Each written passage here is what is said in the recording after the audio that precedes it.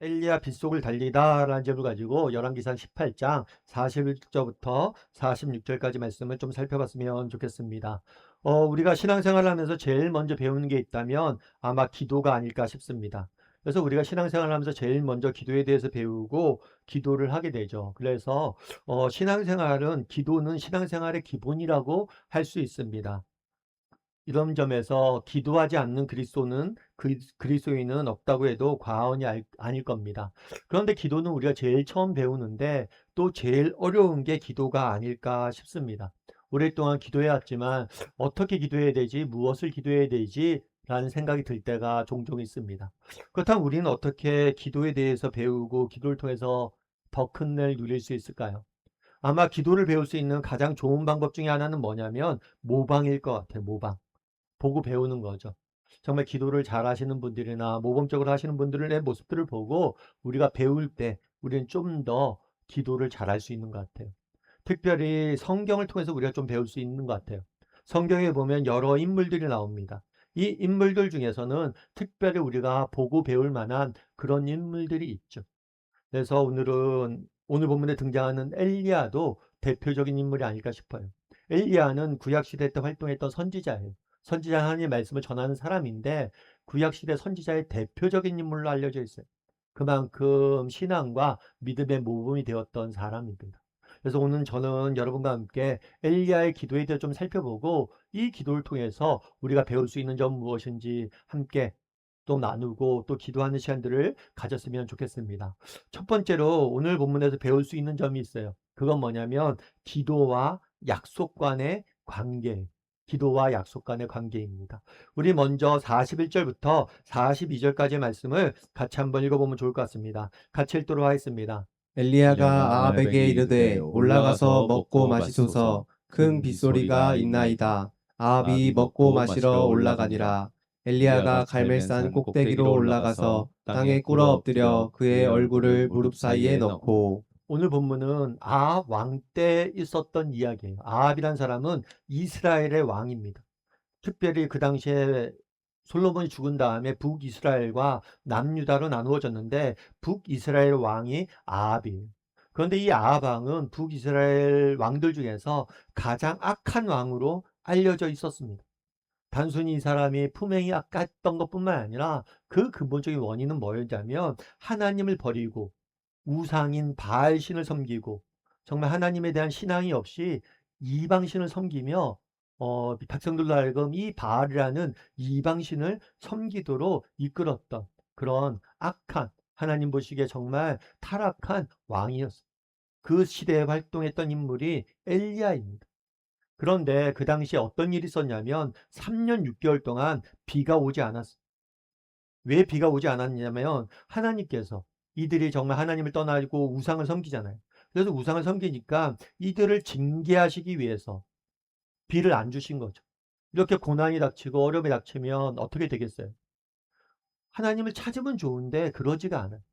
오히려 3년 6개월이 지나 비가 안 오고 가뭄이 되고 어려움이 쳐도 하나님을 찾는 게 아니라 우상을 더 섬기는 거예요. 그래서 뭘 한 거예요? 엘리야를 보내서 그들로 하여금 회개하고 돌아오도록 하나님이 촉구를 하신 거죠. 근데 오늘 본문에 보면 엘리야가 그런 이야기를 합니다. 아합 왕에게 이런 이야기를 하죠. 큰 비의 소리가 있나이다라고 이야기. 무슨 얘기냐면 3년 6개월 동안 비가 내리지 않았어요. 그리고 실제로 당시에 구름 한 점 없었고 하늘은 맑았고 비가 올 기미가 전혀 보이지 않았습니다. 그런데도 불구하고 뭐라고 얘기하는 거예요? 곧 비가 올 겁니다. 아주 큰 비가 내릴 겁니다. 라고 당당히 말하고 있었던 것. 사실 우리는 왕이 없는 시대에 살고 있어요. 그래서 왕이 어떤 존재인지 잘 몰라요. 사실 그 당시 왕의 권위는 대단했습니다. 그래서 왕 앞에 가서 함부로 어떤 이야기를 함부로 아무나 할 수 있는 게 아니에요. 왕의 허락을 받고 이야기를 해야 돼요. 또한 왕 앞에 가서 엉뚱한 얘기, 거짓말을 하잖아요. 그럼 그거는 그 사람은 죽어요. 당시에 목숨을 내놓고 한 이야기. 목숨을 내놓고 뭐라고 이야기한 거예요? 비가 올 거다. 구름 한 점 없는데 비가 올 거라고 호언장담을 한 거예요. 3년 6개월 동안 비가 안 왔습니다. 구름 한 점 없습니다. 그런데 왕 앞에 가서 비가 올 것이라고 장담을 한 거예요. 그러면 어떻게 이렇게 장담할 수 있었을까요? 이렇게 장담할 수 있었던 이유가 있어요. 우리 열왕기상 18장 1절 말씀을, 오늘 우리가 본문이 속한 본문 18장인데 18장 1절 말씀을 같이 한번 읽어보죠. 같이 읽도록 하겠습니다. 많은 날이 지나고 제3년에 여호와의 말씀이 엘리야에게 임하여 이르시되 너는 가서 아합에게 보이라. 내가 비를 지면에 내리리라. 뭐라고 했냐? 많은 날이 지나고 이제 가뭄이 오래 지속된 거예요. 그래서 3년이 지났어요. 그런 다음에 하나님의 말씀이 엘리야에게 임했어요. 뭐라고 그래요? 너는 가서 아합에게 보이라. 내가 뭘 할 거다? 비를 지면에 내릴 것이다. 비를 주실 것이라는 하나님이 약속을 주셨어요. 이 약속을 주시고 아합에게 보낸 것. 그래서 어떻게 엘리야는 이렇게 이야기할 수 있었습니까? 이 약속을 믿었기 때문에. 하나님이 엘리야에게 아합에게 나타나서 말하면 비를 주실 것이다. 이 약속을 주셨고 이 약속을 철저히 신뢰했기 때문에 뭘 한 거예요? 가서 이야기한 거예요. 비가 올 것이다. 그런데 그 다음이 더 재밌습니다. 그 다음에 뭐라고 되어 있냐면 이렇게 되어 있어요. 뭐라고 얘기했냐면 엘리야가 갈멜산 꼭대기에 올라가서 뭘 했어요? 땅을 꿇어 엎드려 얼굴을 무릎 사이에 넣고 기도했어요. 기도했는데 땅에 무릎을 꿇었어요. 엎드렸어요. 그리고 얼굴을 무릎 사이에 넣었어요. 굉장히 간절하게, 아주 절박하게 기도하는 모습들을 보게 되는 거예요. 그런데 재밌죠? 여러분, 우리는 기도라고 생각하면 어떻게 생각을 해요? 기도라고 생각하면 불확실할 때 우리는 기도한다고 생각해요. 어떻게 될지 모를 때 기도하고, 어떻게 보일지 모를 때, 더 위협할 때 더 간절히 기도한다고 생각해요. 그런데 엘리야는 뭘 했어요? 비가 올 거란 확신이 있었어요? 없었어요? 확신이 있었어요. 큰 비의 소리가 있나이다 라고 이야기했어요. 왜요? 하나님의 약속을 믿었어요. 믿었는데 분명히 비가 올 줄 알았는데 뭐 하는 거예요? 더 간절히 기도해요. 이게 이상한 거죠. 비가 올 줄 아는데 기도하고 있는 거예요. 비가 오게 해달라고. 그럼 왜 이게 기도했을까요? 여러분, 이게 근본적인 차이예요. 오늘 본문에 보면 아합은 뭐냐면 먹고 마셨다고 그랬어요. 여러분, 아합이 누구입니까? 왕이에요. 왕은 이스라엘의 지도자죠. 3년 6개월 동안 비가 안 왔습니다. 이 지도자로서 비를 얼마나 기다렸겠어요.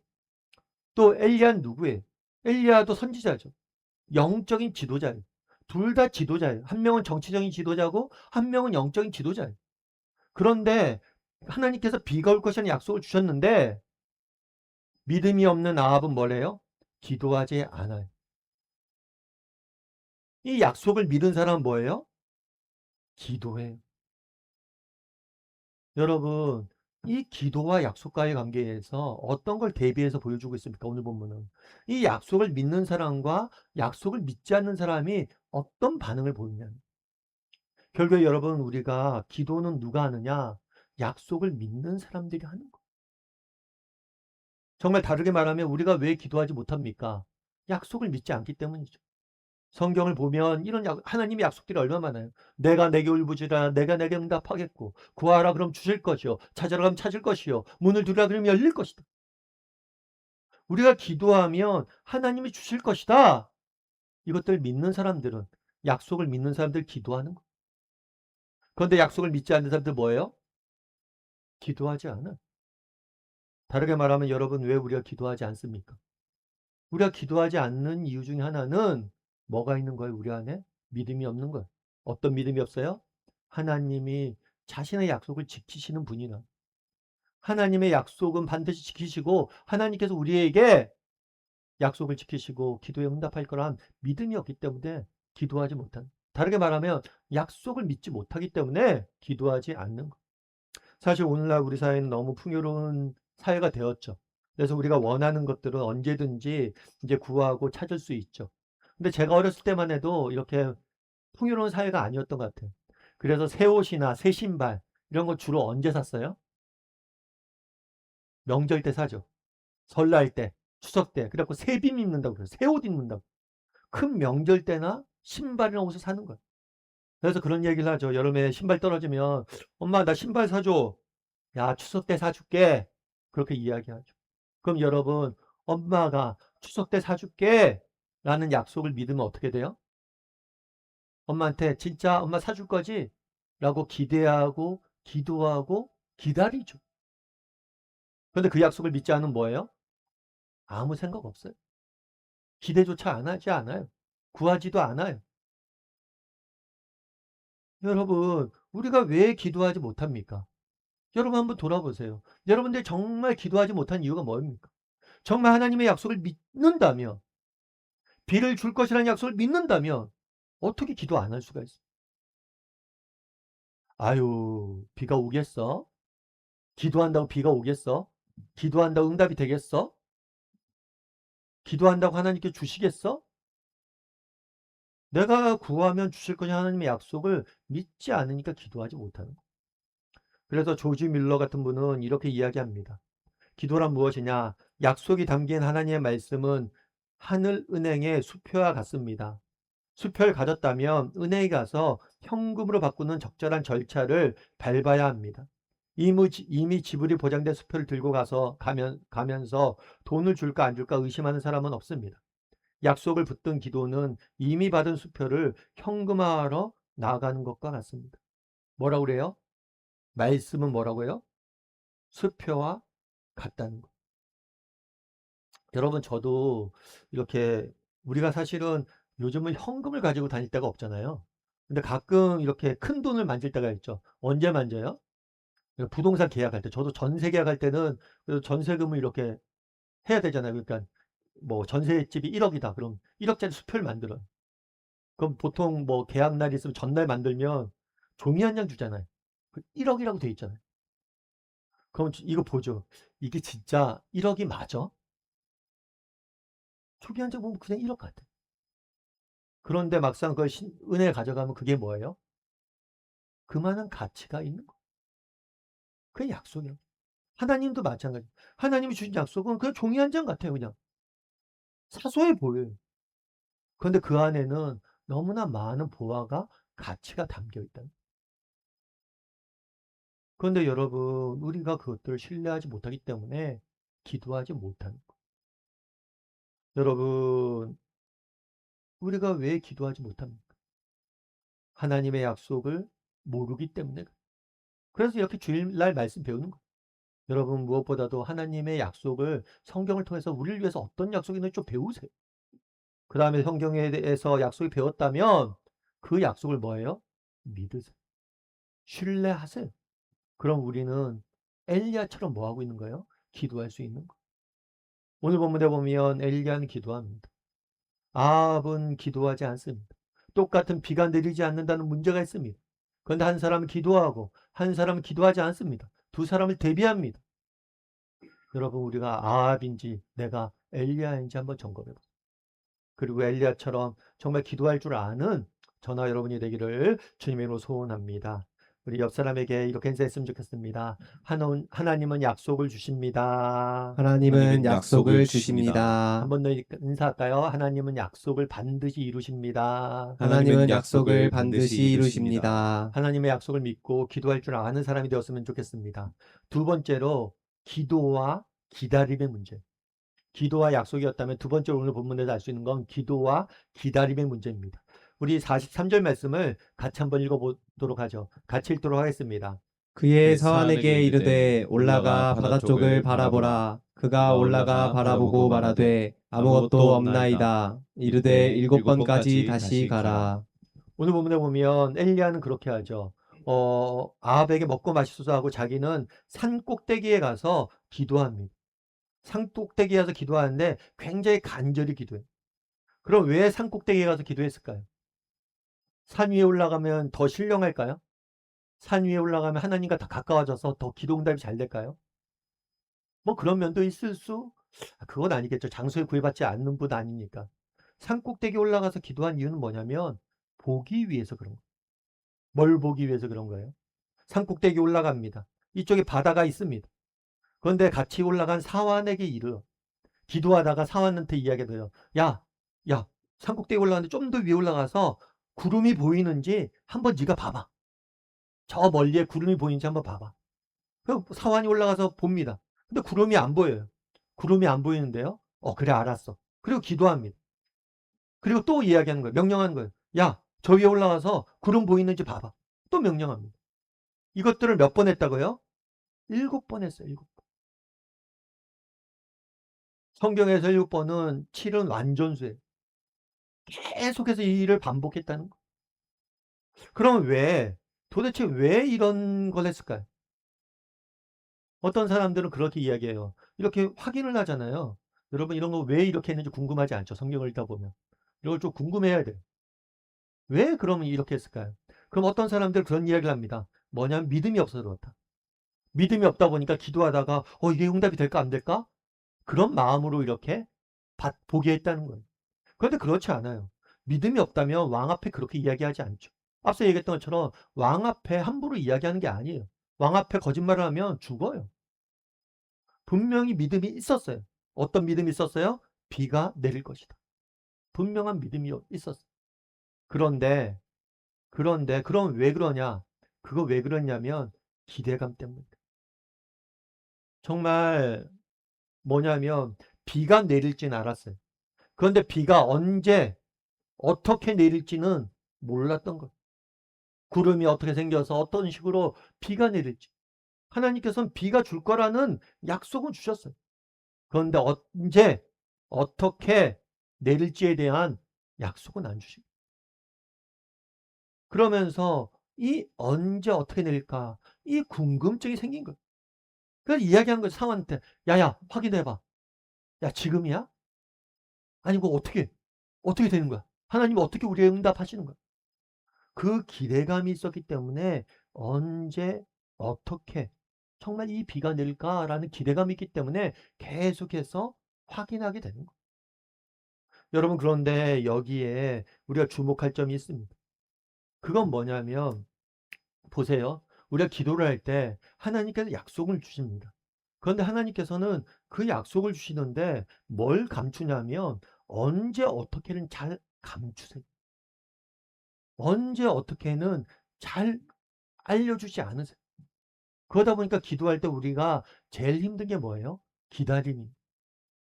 언제 이것이 응답될지 모르기 때문에 우리가 힘든 거예요.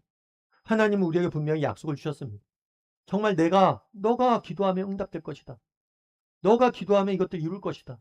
너를 향한 내가 이런 선한 계획들이 있다. 이런 것들을 약속을 주셨어요. 그런데 문제는 뭐냐면 이 약속이 언제 어떻게 이루어질지 모른다는 거예요. 언제 어떻게 이루어질지 모르는 거예요. 그거에 어려움이 있는 거예요. 하나님이 주신 약속의 어려움들은 거기에 있어요. 하나님이 우리를 향한 선한 계획이 있으면 우리는 압니다. 그런데 그 계획이 언제 어떻게 이루어질지 모르는 거예요. 그러다 보니까 이 기다림의 시간이 힘들고 기다림의 시간이 어려운 거예요. 그런데 오늘 엘리야에게서 배울 수 있는 게 있어요. 그건 뭐예요? 이 기다림의 시간을 엘리야는 어떻게 하면서 보내는 거예요? 기대감을 가지고 기도하면서 보내는 거예요. 여러분 왜 기다림의 시간이 어렵습니까? 왜 기다림의 시간이 정말 힘듭니까? 기도하지 않기 때문은 아니에요. 정말 하나님께서 우리에게 약속을 주셨습니다. 예를 들면 교회에 그런 거죠. 야, 내가 너희 교회를 정말 아름답게 세워주고 너희가 어디로 갈지 내가 알려주겠다. 그럼 뭐예요? 그걸 갖고 기도합니다. 기도하다 보면 어디로 인도하실까? 어떻게 하실까? 기대감도 되는 거예요. 그래서 그 기다림의 시간이 뭐예요? 지루하지 않는 거예요. 오히려 여러분 기대감이 어떻게 생겼습니까? 기도하니까 기대감이 생기고 기대감이 생기니까 기도하는 거예요. 이게 선순환이에요. 그런데 기도하지 않는 사람들은 이런 기대감을 갖지 못해요. 여러분 우리에게 약속이 있습니까? 근데 이 약속이 언제 어떻게 이루어질지 몰라요. 하나님의 선하심이 내 인생이 언제 어떻게 이루어질지 알려주지 않아요. 그러면 이 기다림의 시간에 우리를 어떻게 보내야 됩니까? 둘 중에 하나예요. 아합처럼 그냥 기도하지 않고 기다리든가 누구처럼? 엘리야처럼 기도하면서 기다린다. 엘리야가 기도하자 어떤 일이 있었습니까? 그 마음에 기대감이 찼던 거. 여러분 우리도 마찬가지. 그래서 우리가 기도해야 되는 거. 왜 우리가 기도해야 됩니까? 정말 기도할 때 우리는 기대감을 가지고 하나님의 때를 기다릴 수 있기 때문. 우리가 기도하지 않으면 정말 하나님의 때를 기다리는 시간들은 너무나 지루하고 힘든 시간들, 원망과 불만만 생기는 시간들. 하지만 정말 우리가 기도하면 그 시간, 정말 단순히 원망과 기도하는 저 불만이 쌓이는 시간이 아니라, 힘든 시간들이 아니라 기대감을 가지고 기다릴 수 있는 시간. 제가 아는 집사님 한 분이 계세요. 이분 같은 경우에는 자녀가 이제 고3이 됐어요. 여러분, 자녀가 고3이 되면 어떡합니까? 정말 열심히 기도하죠. 저도 최근에 저희 아내랑 그런 얘기를 했어요. 아, 올여름은 처음으로 우리가 모든 것으로부터 자유롭게 보내는구나. 입시로부터 자유롭게 보내는구나. 자녀가 많은 집안 같은 경우 입시가 한번 시작되면 한 10년 보내는 분들도 있어요. 3명, 4명 되면. 그 입시로부터 우리도 이제 자유롭게 됐다. 이렇게 해서 이야기를 했는데, 여러분 정말 자녀가 정말 고3이 되고 그러면 부모가 진짜 간절하죠. 그렇게 간절히 기도를 했어요. 그런데 자녀가 잘 되길 바랬는데 잘 안 됐어. 그래서 재수를 하게 됐죠.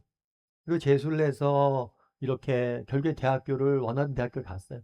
그런 다음에 그 집사님이 그런 얘기를 하더라고요. 아, 이제 어, 다 끝났네요, 집사님. 집사님 2년 동안 힘드셨죠? 그랬더니만, 아유, 목사님, 그래도 지난 2년 동안 제가 원 없이 기도해 봤던 것 같아요.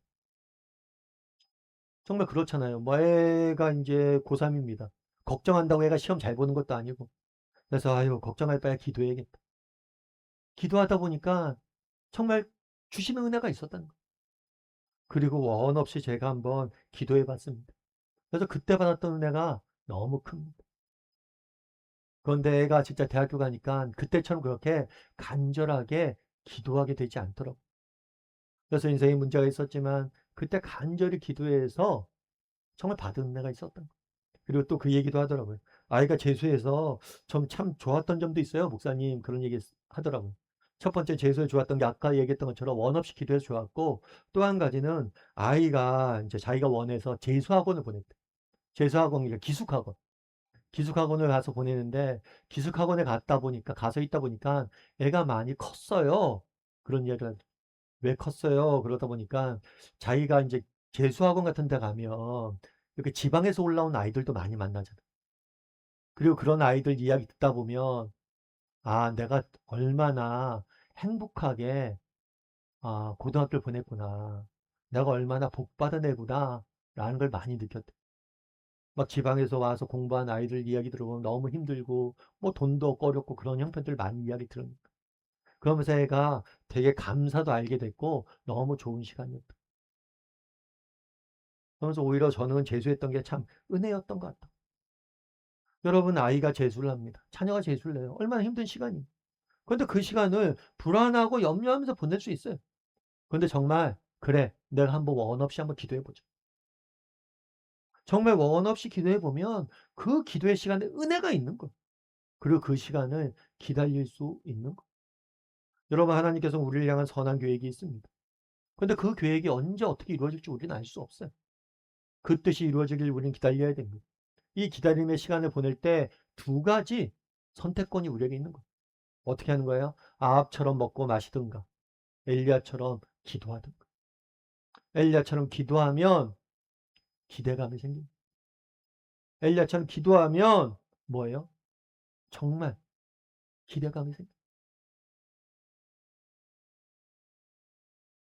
그래서 바라기는 우리 다음의 식구들이 정말 이 기다림의 시간을 그냥 기다리지 말고 기도하면서 보냈으면 좋겠어요.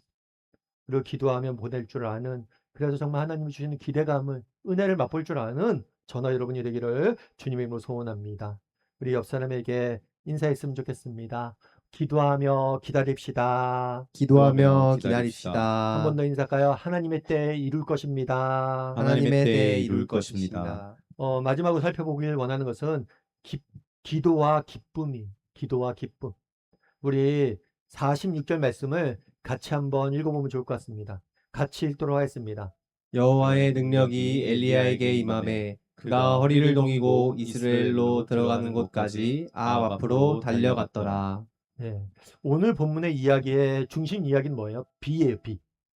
오랫동안 기다렸던 비가 내리는 이야기예요. 그런데 재밌는 것은 이 본문의 이야기의 끝이 비가 내리는 이야기로 끝나지 않아요. 뭘로 끝나요? 아합 앞을 달려가는 엘리야의 이야기로 끝나요. 엘리야가 산 위에서 기도합니다. 산 위에서 기도하는데 사환에게 이야기하죠. 사환에게 이야기해요. 야, 뭐가 보이냐? 그랬더니 사환이 7번 올라갔는데 안 보여요. 아무것도 없다고 그래요. 근데 마지막 7번째 올라갔을 때 작은 구름 한 점이 보입니다. 그랬을 때 딱 엘리야가 딱 그런 거예요. 아합왕이요, 내려가소서, 이제 곧 비가 옵니다. 그래서 아합왕이 마차를 타고 내려갑니다. 아마 마차니까 길을 따라서 이렇게 내려가고 있었겠죠. 그러다가 그리고 비가 내립니다. 비가 내리기 시작해요. 그러자 오늘 본문에 뭐라고 했어요? 여호와의 능력이 엘리야에게 임하자 엘리야가 허리를 동이고 이스라엘로 뭐예요? 아합 앞으로 달려갔다. 아마 그랬던 것 같아요. 마차를 타고 이렇게 내려가잖아요. 그 앞을 엘리야가 막 달려간 것 같아요. 마차를 추월하면. 그러면 이 빗속을 달리는 엘리야, 이것들을 보여준 이유는 뭘까요? 이것들을 통해서 알려주고자 했던 이야기는 뭘까요? 여러분, 어, 오늘 본문은 계속해서 아합과 엘리야의 이야기를 비교하고 있어요. 아합과 엘리야의 이야기를 비교하고 있어요. 자, 보세요. 비가 몇 년 동안 안 내렸다고 그랬어요? 3년 6개월 동안. 여러분, 3년 6개월 동안 비가 안 내리면 어떻게 될까요? 우리는 요즘은 가뭄이 된다. 뭐 남부지방 최근에 가뭄이 심했잖아요. 그래도 우리는 잘 몰라요. 서울에 살고 있으면. 뭐 가뭄이 심하다고 해서 수돗물 열면 잘 나오니까. 그런데 그때는 그런 시대가 아니었어요. 가뭄이 안 내리면 농사가 안 될 뿐만 아니라 식수도 없고 모든 것에 고통을 당합니다. 그런데 그렇게 기다리던 비가 내렸어요. 여러분 3년 6개월 동안 비가 안 내리다가 비가 내렸어요. 그럼 여러분 어떻게 하겠습니까? 여러분 어떻게 하겠어요? 밖에 나가서 뭐 하겠어요? 비를 맞죠. 여러분 비가 막 내리는데 우산 쓰고 간 사람이 있겠어요? 3년 6개월 동안 비를 못 봤다니까요. 야, 비 한번 맞아보자. 그렇게 큰 비가 내렸는데 아합은 뭐예요? 마차를 타고 비를 피해 갑니다. 그런데 엘리야는 뭐예요? 빗속을 비를 맞으며 신나서 달리는 거. 특별히 이 엘리야 신나서 달리는 거. 여러분 우리가 첫 번째로 알 수 있는 건 뭐냐면 여러분 기도를 하잖아요. 여러분 기도한 사람과 안 한 사람 차이가 있어요. 어떤 차이가 있냐? 감사해. 첫 번째로. 뭐냐면 기도하는 사람은 기도응답이 이루어져도 기뻐하지 않습니다. 감사하지 않아요. 기쁨을 누리지 못해요. 정말 기도가 응답이 되었을 때 누리는 그 기쁨과 감사가 그 안에 없어요. 왜요? 기도를 안 하니까. 아합은 기도하지 않습니다. 그러자 하나님 비가 주셨어요. 은혜를 내리셨어요. 그래도 기쁨이 없어요. 그 마음에 감사가 없어요. 여러분, 기도한 사람과 기도하지 않은 사람은 언제 더 차이가 나느냐? 기도 응답을 받은 다음에 차이가 나요. 기도 응답을 받은 다음에 차이가 나는 거예요. 기도한 사람은 감사와 기쁨이 그 안에 넘쳤습니다. 그런데 기도하지 않은 사람은 뭐예요? 감사와 기쁨이 넘치지 않아요. 엘리야가 달렸습니다. 그냥 달렸다고 그랬겠어요? 그냥 달렸겠어요? 소리 지르며 달렸겠죠. 하나님이 비를 주셨습니다. 하나님은 우리의 왕입니다. 감사와 기쁨이 넘치니까 뭘로 이어지는 거예요? 선포로 이어지는 거예요. 그런데 기도하지 않는 사람은 뭡니까? 기도 응답이 이루어져도 감사와 기쁨이 넘쳐요. 엘리야가 오늘 달린다고 그러잖아요. 이건 언어 유희예요. 엘리야의 뜻은 뭐냐면 나의 하나님은 여호와입니다. 나의 하나님 여호와가 달린다. 나의 하나님 여호와가 달립니다. 그러면서 달리면서 뭐라고 얘기한 거예요? 나의 하나님 여호와가, 우리의 하나님은 여호와입니다. 여호와는 한 분밖에 없습니다. 그걸 외치면서 달리고 있는 거예요. 여러분, 기도와 기도하지 않은 사람과 기도한 사람의 근본적인 차이. 여러분, 우리 삶에 왜 감사가 사라집니까? 왜 우리 삶의 기쁨이 사라집니까? 왜 우리 삶 가운데 정말 하나님의 하나님 되심을 선포하지 못합니까? 근본적으로 기도하지 않았기 때문에. 아합은 어떻게 합니까? 비가 왔는데 뭐예요? 비가 왔는데 비를 피하잖아요. 그 마음에 비가 와도 감사가 없어요. 기쁨이 없어요. 외치지 않아요. 그런데 기도했던 엘리야는 뭘 합니까? 그 안에 기쁨과 감사가 넘쳐서 외치는 거예요. 이런 점에서 우리도 한번 돌아봤으면 좋겠어요. 정말 우리도 이렇게 외칠 줄 아는 사람. 여러분, 어, 다하라 요네코라는 분이 계세요. 이분은 일본 분인데, 이 일본 분이 책을 하나 썼어요. 책을 썼는데 어떤 책 제목이 뭐냐면, 산다는 것은 황홀하다. 여러분, 산다는 것은 황홀하다. 책 제목이 어때요? 여러분, 산다는 것은 뭐예요? 아유, 사는 게 왜 이렇게 힘드냐.